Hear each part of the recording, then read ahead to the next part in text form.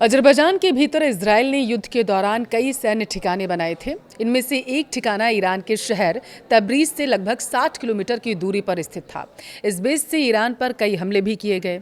Islamic revolutionary guard की खुफिया प्रमुख की हत्या भी अजरबैजान स्थित इसी बेस से संचालित एक ऑपरेशन के दौरान की गई थी। तो क्या माना जाए कि अजरबैजान ने ईरान को धोखा दिया था? वीडियो को लास्ट तक देखिए, विस्तार से आपको बताते हैं। नमस्कार, आपके साथ मैं पल्लवी रविंद्र सिंह। देखिए, अमेरिका और इजराइल से जंग के दौरान ईरान खाड़ी के संयुक्त अरब अमीरात, कुवैत, बहरीन और इसके अलावा सऊदी अरब को अपना दुश्मन मानता रहा। इन देशों पर ईरान ने जवाबी कार्रवाई के तहत जमकर हमला भी किया। लेकिन अब जो जानकारी सामने आई उसके मुताबिक जंग के दौरान ईरान के पड़ोसी देश अजरबैजान ने इजराइल की बड़ी मदद की थी। अजरबैजान ने ईरान सीमा से लगभग 60 किलोमीटर दूर पर इजराइल को सैन्य बेस बनाने के लिए जमीन दी थी।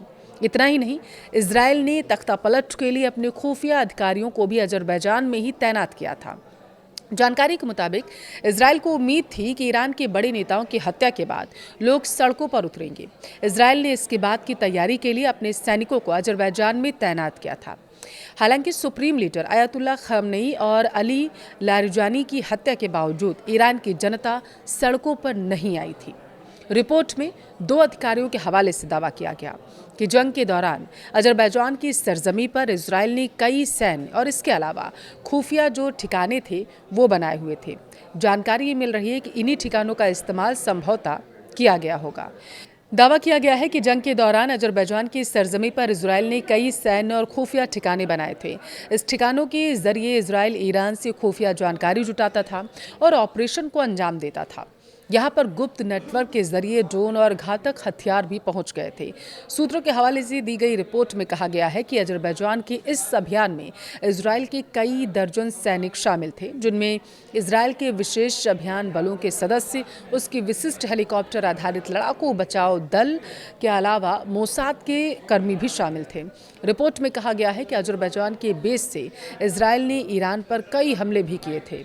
अजरबैजान से एक हमले में इजराइल ने IRGC के खुफिया प्रमुख यानी कि रहमान मोगद्दाम की हत्या कर दी थी।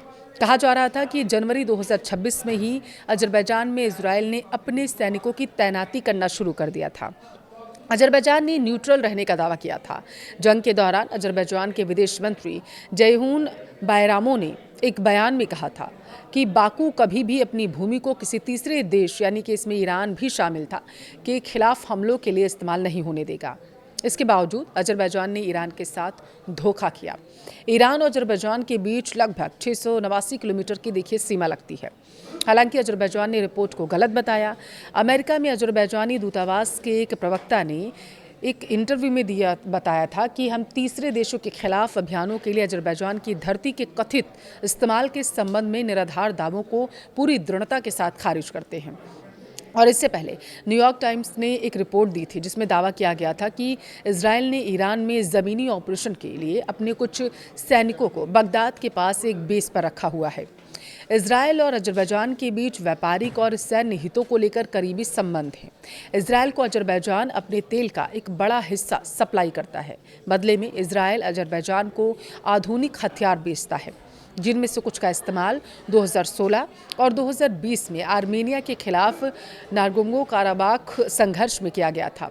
जंग के दौरान अजरबैजान के विदेश मंत्री जयहून बायरामो ने एक बयान में कहा था कि बाकू कभी भी अपनी भूमि को किसी तीसरे देश के खिलाफ हमलों के लिए इस्तेमाल नहीं होने देगा। इसके बावजूद अजरबैजान ने ईरान के साथ धोखा कर दिया। अगर इस पूरे घटनाक्रम को देखें तो यही नज़र आ रहा है।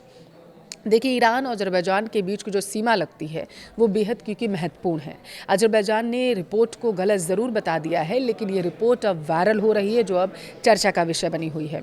अमेरिका में अजरबैजानी दूतावास के एक प्रवक्ता ने एक इंटरव्यू में पहले ही कह दिया था कि दोनों देशों के खिलाफ अभियानों के लिए अजरबैजान की धरती के कथित इस्तेमाल के संबंध में निराधार दावों को दृढ़ता से खारिज करता हूँ।